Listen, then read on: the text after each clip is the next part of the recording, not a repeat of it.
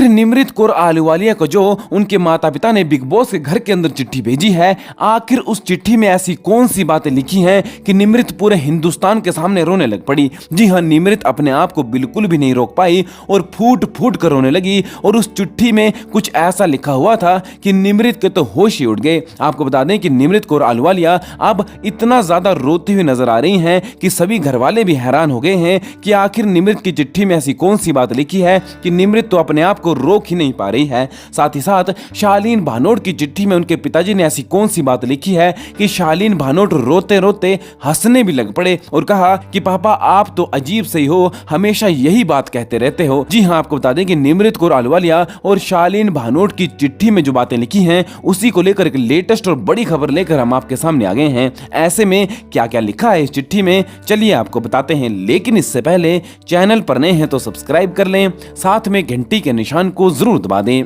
आपको बता दें कि जैसा कि आप सब जानते ही हैं कि बिग बॉस के घर के अंदर अब इन सदस्यों को पूरे के पूरे 11 हफ्ते हो चुके हैं। ऐसे में 11 हफ्तों से ये हर कोई अपने अपने माता पिता से नहीं मिला है, अपने अपने परिवार से नहीं मिला है। इसी बीच बिग बॉस ने सबको एक मौका दिया है कि वो अपने माता पिता के मन की बात जान सके कि घर के बाहर उनके पेरेंट्स उनके बारे में क्या सोच रहे हैं, उनकी फैमिली उनके बारे में क्या सोच रही है। इसी को लेकर अब घर के अंदर सभी कंटेस्टेंट्स के माता पिता ने, उनके परिवार ने उनके लिए चिट्ठियां भेजी हैं और चिट्ठी में कुछ खास बातें लिखी हुई हैं। और जब बारी आई निमृत कौर आहलूवालिया की तो निमृत तो चिट्ठी पढ़ते ही रोने लग पड़ी, क्योंकि निमृत की चिट्ठी में जो लिखा हुआ था उसके बारे में सुनकर आपकी आंखों से भी आंसू आ जाएंगे। उसमें लिखा हुआ था कि तुम्हें घर के अंदर अब इतना ज्यादा समय हो चुका है, अब कुछ ही दिन बाकी रह गए हैं, इसीलिए जीत कर ही आना। और वीर तुम बड़े चलो वाली कविता भी उनके पिता ने निमृत के लिए लिखी हुई थी। साथ ही साथ पंजाबी में लिखा हुआ था कि तुम हमेशा जिंदगी में आगे ही बढ़ती रहो। आपको बता दें कि निमृत के माता पिता ने